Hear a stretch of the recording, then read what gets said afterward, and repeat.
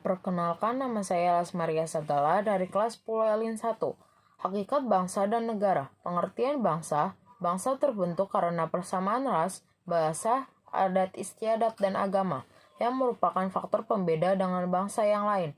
Faktor-faktor pembentukan bangsa berikut ini merupakan faktor-faktor penting bagi pembentukan bangsa Indonesia.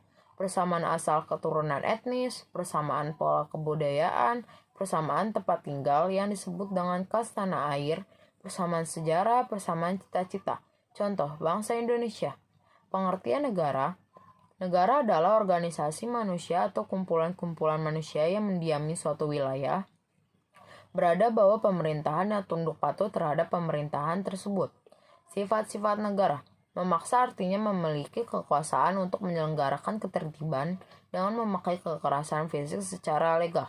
Monopoli artinya memiliki hak untuk menetapkan tujuan bersama masyarakat.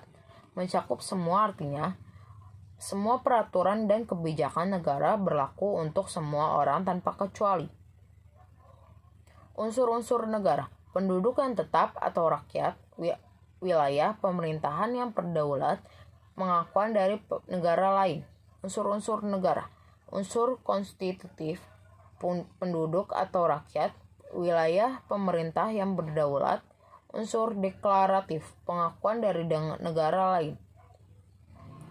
Unsur konstitutif, rakyat. Rakyat adalah semua orang yang berdiam di dalam suatu negara.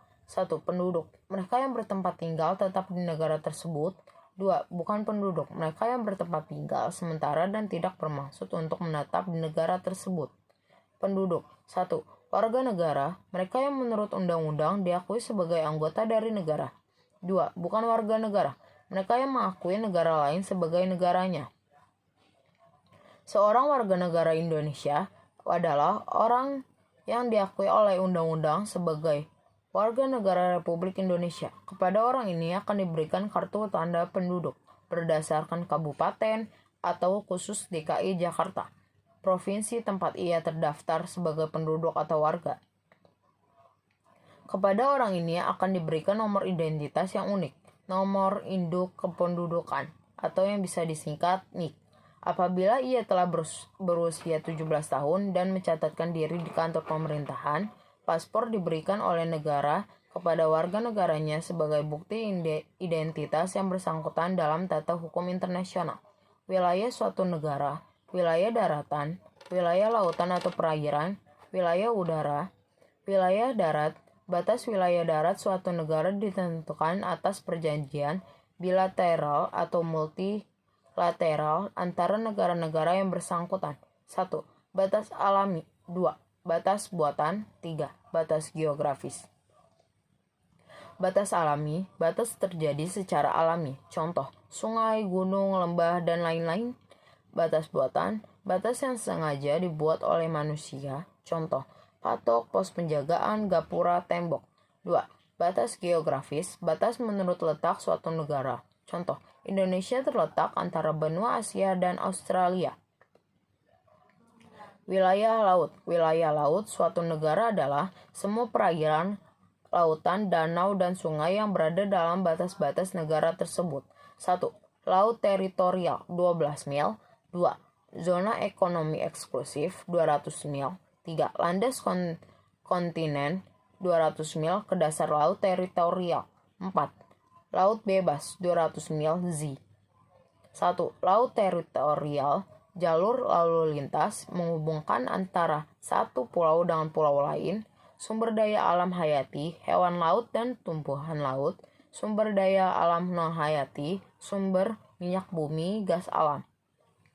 2. Zona ekonomi eksklusif Z. Negara berhak memanfaatkan sumber daya pada zona, merupakan batas wilayah suatu negara dengan wilayah perairan negara lain. 3. Landas kontinen. Negara berhak memanfaatkan, mengolah, dan melakukan konservasi sumber daya alam. Berhak melakukan penelitian, perlindungan, dan pelestarian laut. Mengizinkan pelayaran internasional, memasang sarana-prasarana perhubungan laut. 4.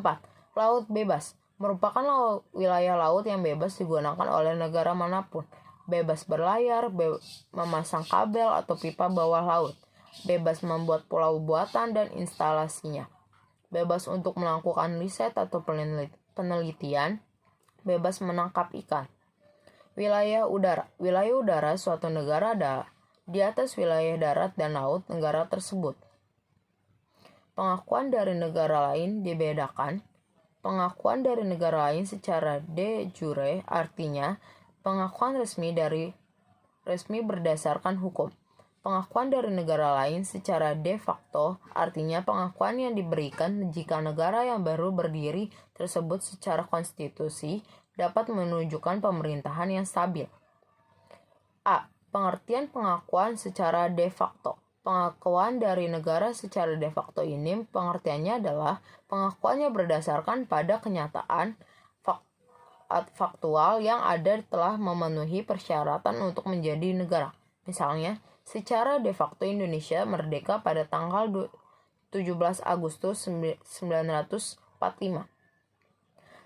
B. Pengertian pengakuan secara de jure. Kemudian pengertian pengakuan dari negara lain secara de jure adalah pengakuan negara lain terhadap suatu negara menurut hukum internasional. Dengan pengakuan secara de jure, negara yang baru dibentuk atau baru merdeka itu memiliki hak-hak dan kewajiban sebagai anggota masyarakat dalam skala internasional.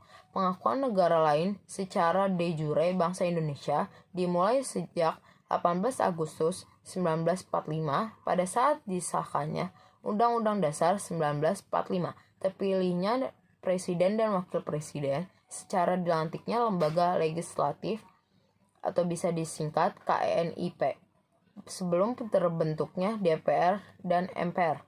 Terima kasih, sekian dari saya.